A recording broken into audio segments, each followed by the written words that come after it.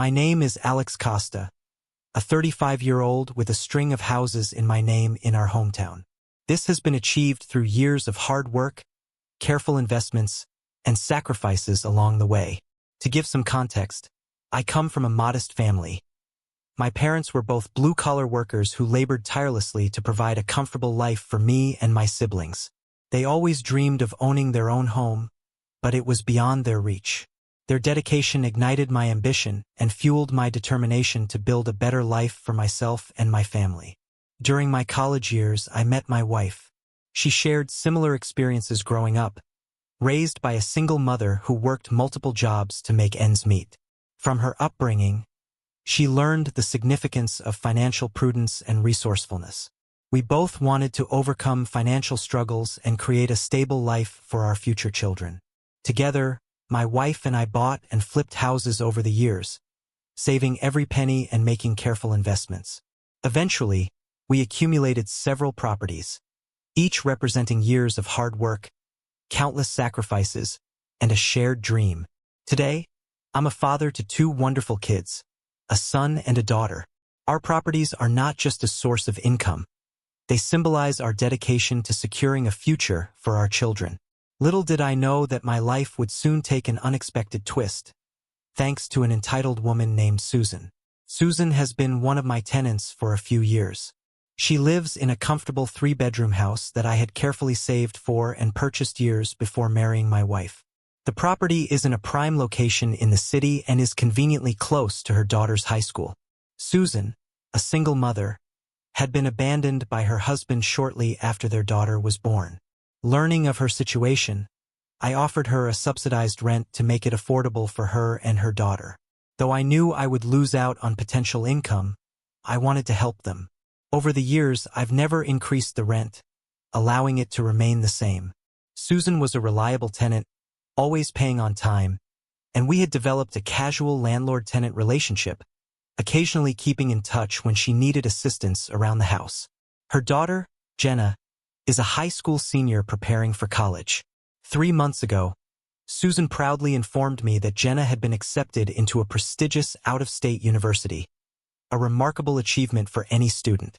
However, this university was very expensive, and unfortunately, Jenna's scholarship barely covered 10% of her fees. I understood the financial challenges of higher education and wondered how they would manage. One day, Susan requested to meet with me. Assuming it was about some renovations needed around the house, I agreed without hesitation. We sat down in her living room, where she began by expressing her appreciation for my generosity in keeping the rent affordable. She went on to explain that she wanted Jenna to attend her dream university, but, after crunching the numbers, realized the costs, including tuition, housing, and other expenses, were overwhelming. She had even reached out for financial aid, explored scholarships, and taken up a part-time job in addition to her full-time one, yet it still wasn't enough. I nodded sympathetically, expecting that she might ask to delay paying the rent for a month, which would have been understandable. Instead, Susan presented a request that left me dumbfounded. She asked if I could sell the property she was renting. I looked at her, stunned, as she explained that the money from selling this property could help fund her daughter's college education. "Are you serious?" I responded, a mix of astonishment and disbelief in my voice. "You want me to sell my property to pay for your daughter's college tuition?" Susan's eyes pleaded with me as she insisted it was her only hope to secure her daughter's future. She mentioned she had already had the entire property appraised and was confident that the sale proceeds would cover Jenna's entire college fees. I asked her if she had lost her mind because there was no way I would sell my property just for her daughter to attend a high-end university. I told her that this house meant something to me, and I wasn't going to part with it so easily. Undeterred, Susan suggested I could loan her the money and that Jenna would pay it back after graduation. While I understood the importance of a college education, I wasn't willing to accept her outrageous request. Her persistence made it clear that she was determined to fund her daughter's dreams, even if it meant making an outlandish proposition to a near stranger. I calmly explained to Susan that the property was a significant part of my livelihood and that I couldn't simply part with it. I concluded by telling her, "The burden of your daughter's tuition should not fall on my shoulders. I told Susan that if she couldn't afford to send her daughter to that university, she could ask her family members for help or consider finding a more affordable option. Despite my attempts to make her see reason, Susan continued to press the issue, insisting that I was the only one who could help. She claimed it wouldn't be a big deal for me to sell my property and hand her the money. Realizing this was going nowhere, I left the property after firmly asking Susan never to approach me about this matter again.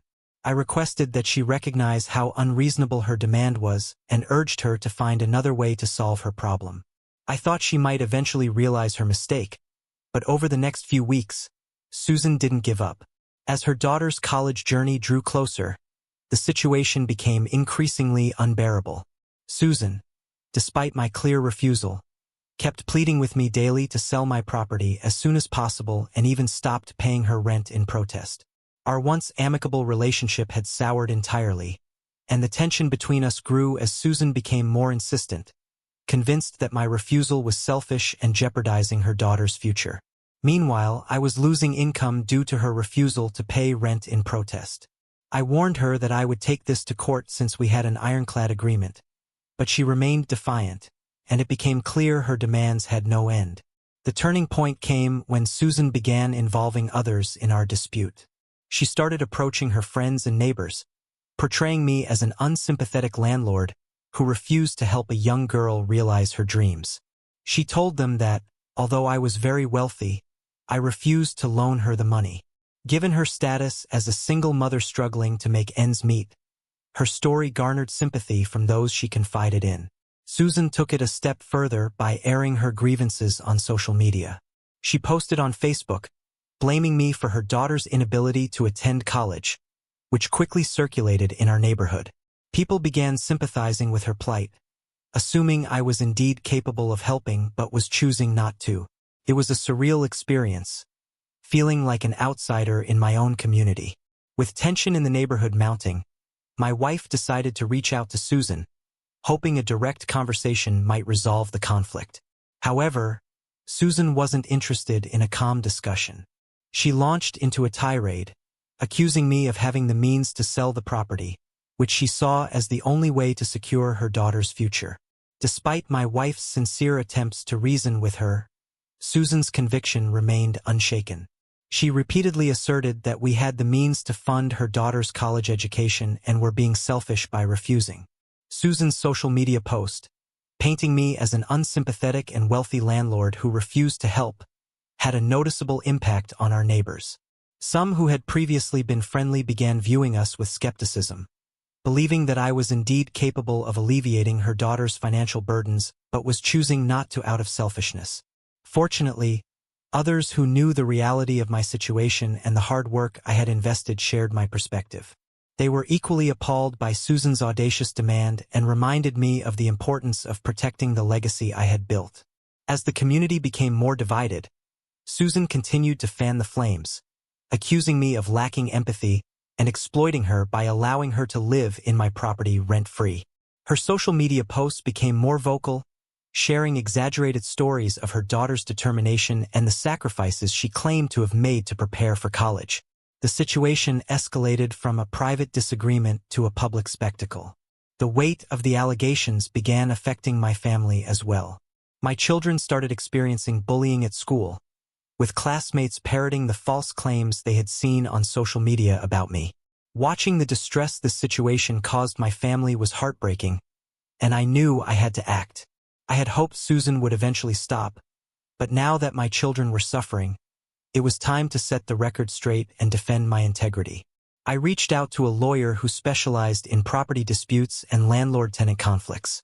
Together, we drafted a cease and desist letter to end Susan's defamatory actions and protect my standing within the community. My lawyer explained that the letter was the first step in our legal battle, and if Susan didn't back down, we would pursue the matter in court. When Susan received the letter, she was understandably shocked. She attempted to reach out to me by phone, but I chose not to answer her calls. Instead, she sent me a text message, expressing her desire to talk and clear this up before things went too far. She claimed it was all a huge misunderstanding and suggested we could discuss it to resolve the issue. I replied, stating firmly that my intention was to take her to court if she continued her campaign against me. I told Susan to brace herself and enjoy it because she would soon regret ever trying to mess with me. I knew this was going to be an uphill fight. This woman had been relentless in insisting that I pay her daughter's tuition, damaging my family's reputation both in the community and online. My lawyer is preparing our case for trial if she refuses to back down, outlining all the false accusations and the harm she's caused us over the last few months. When some of my relatives heard I was taking her to court, they suggested giving her a chance to settle the matter amicably, citing that she's a single mother trying to do the best for her child. So, Reddit, am I the villain here for refusing to sell my property to pay this entitled mom's daughter's college fees and instead taking her to court? Susan responded to our legal action with a letter filled with threats and more defamatory claims. She accused me of charging high rent, knowing her financial struggles, which she claimed made it impossible for her to save for her daughter's education. I can't believe how low she's willing to go, stooping to outright lies to get her way. Her accusations are entirely baseless, and it's incredibly frustrating to see her play the victim when I had provided her with a subsidized rent all these years. It's clear she's trying to manipulate the situation in her favor, and I'm not about to let that happen. My lawyer, Brian, assured me that we have a strong case since her accusations are groundless, but he also warned me to be prepared for a long, draining legal process. I can't help but think about how quickly this situation spiraled. It was never my intention to end up in a courtroom with a tenant, but sometimes you have to stand your ground to protect what's rightfully yours. Susan might have her reasons, but I can't allow her to pressure me into selling my property. My family's future is at stake, and I'm determined to see this through, no matter how challenging it gets. The legal proceedings have begun, and the anticipation leading up to the court date was excruciating. The courtroom was charged with tension as both parties presented their arguments and evidence. Susan, flanked by her attorney, portrayed herself as a struggling mother determined to secure her daughter's future. Her attorney painted a vivid picture of her financial hardships, emphasizing how my property was supposedly her daughter's last hope for attending the prestigious out-of-state university. Susan's testimony was laced with emotion. Her eyes welled up with tears as she described the sacrifices she had made as a single mother, the long hours she worked, and her relentless pursuit of financial aid and scholarships. She painted herself as a mother who had left no stone unturned in her daughter's journey to success. Throughout the proceedings, Susan's attorney relentlessly tried to paint me as a wealthy, unsympathetic landlord who prioritized profit over a young girl's dreams. They implied that I had been fully aware of Susan's financial struggles yet continued to exploit her with high rent. But the most astonishing twist came when Susan introduced a witness, a family friend, who claimed to have overheard a conversation in which I allegedly promised to sell the property to finance her daughter's college education. I sat in disbelief as this blatant falsehood was presented. My attorney, Brian, vehemently challenged the claim, asserting that no such conversation ever took place. He took a methodical approach, cross-examining the so-called witness to highlight the gaps and inconsistencies in their story. Brian asked the friend to specify the date, time, and location of this alleged conversation, hoping to expose the inconsistencies or gaps in their recollection. The family friend struggled under scrutiny, unable to provide consistent details or any concrete evidence, such as texts or emails, to support their claim. Their testimony became increasingly shaky under cross-examination.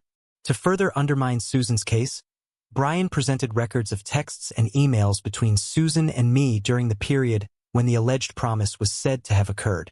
These messages clearly showed that the topic of selling my property to fund her daughter's education was never discussed. Instead, they revealed that Susan was the one persistently urging me to sell my property.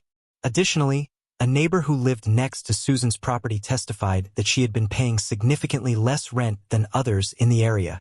My lawyer even brought in rent receipts from other tenants in the neighborhood to prove this point.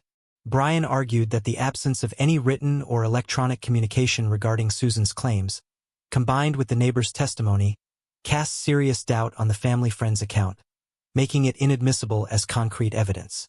We then shifted our focus to Susan's actions on social media. Brian presented a comprehensive record of Susan's posts and messages, where she accused me of being an unsympathetic and heartless landlord who refused to support her daughter's dreams. These posts were filled with emotional appeals and outright falsehoods, clearly designed to gain sympathy and support from the community. We emphasized that these posts were intentionally crafted to create a narrative that painted Susan as a struggling mother doing everything possible for her child's future, when, in reality, she was emotionally blackmailing me to sell my property. Brian then introduced screenshots of social media comments and direct messages from individuals who had engaged with Susan's posts. Some of these individuals were part of the local community and had formed a negative opinion of me based on the false information presented by Susan. These comments ranged from expressions of sympathy for her plight to outright accusations that I was an unfeeling landlord exploiting her situation. In addition to the social media evidence, we presented witness testimonies from my children, who had experienced bullying at their school due to Susan's social media posts. They described how their classmates had echoed the false claims they had read online about their father, leading to name-calling and harassment. My attorney went on to argue that there was a direct connection between Susan's false accusations on social media and the bullying my children had endured. The intentionally misleading narrative she had crafted had not only damaged my reputation but also directly affected my family's well-being. This presentation of evidence effectively showed how Susan's actions on social media led to real-life consequences for my children. As the legal proceedings continue, I am confident that justice will be served. The evidence presented so far has shed light on the truth and exposed the false claims made against me. I believe that the court will see through the manipulation and ensure a fair outcome in this case. The past month has been a grueling experience due to the legal proceedings. It has been like a roller coaster ride, with unexpected twists and turns. My lawyer continued to present evidence and testimonies, which made it increasingly clear that Susan's claims were baseless. Her attempt to manipulate the situation by introducing a family friend who falsely testified about a promise I had never made fell apart under scrutiny. The lack of concrete evidence and inconsistencies in the witnesses' account cast doubt on the validity of their claims. After a thorough examination of all the evidence and testimonies, the judge finally announced the verdict and ruled in my favor. This came as a huge relief to me, and I was grateful that the judge had seen through all the baseless claims. Susan was found guilty of defamation and was ordered to pay damages for the harm she had caused to my reputation, starting with paying the rent for the previous months and additional fines. A restraining order was also issued by the judge, preventing Susan from making any further defamatory statements about me or my family. This ruling successfully validated my actions and my right to protect my property. As the legal battle concluded, I watched Susan sitting beside her lawyer, looking defeated. I turned to look at her daughter, Jenna, and couldn't shake off the thought that her dreams had been compromised by her mother's sense of entitlement. This nightmare was finally coming to an end, with justice being served. It was a lesson for everyone on the importance of defending oneself and not letting someone else's audacious demands shake our core beliefs. I can now move forward with a renewed sense of self-assurance and the knowledge that my house and our livelihood are secure. I would like to thank everyone who has supported me on this journey. The mental pressure and struggles my family and I went through were immense, but ultimately, the truth prevailed. It has been 6 months since my courtroom victory. The restraining order has effectively silenced Susan, and the damages she had to pay for defamation provided some level of consolation for the harm done to my reputation. Susan and her daughter had to move out after I gave them the eviction notice. While their circumstances remained challenging, I knew they were no longer my responsibility. I did feel a twinge of sympathy for her daughter's lost educational opportunities, but the reality was that her mother's audacious request had put their family in a difficult situation. Susan was also forced to take down her defamatory social media posts as part of the court's ruling, and everyone quickly found out the extent of her lies. The last I heard about them was when her daughter, Jenna, reached out to me with an apology out of nowhere. Jenna had always been a great kid, and I had watched her grow up, but when her mother started falsely alleging things about me, I cut off contact with them. I was surprised that she wanted to get in touch with me after her mother publicly lost the case. Her message was filled with genuine remorse for the way her mother had behaved and the consequences that had befallen her family as a result. She expressed gratitude for our patience and understanding during the ordeal, recognizing that her mother's actions had caused harm to both our families. She also shared that they had relocated to a more affordable area and that she had decided to attend a local college to pursue her education. She informed me that she had spoken with her mother after the legal proceedings ended and had asked her to back off, stating that she was determined to secure her own future without making any audacious demands. I felt sympathy for what she had to go through at such an early age because of her entitled mother's false claims. I told her that everyone deserves a second chance, and it was admirable that she was taking control of her own destiny. I wished her the best of luck with her studies and assured her that the past was behind us. Now that Susan and her daughter no longer live on my property, our life has settled into a new normal. The weight of the false accusations and the bullying our children faced earlier has been lifted. We took action by reaching out to our children's school and addressing the bullying they had gone through.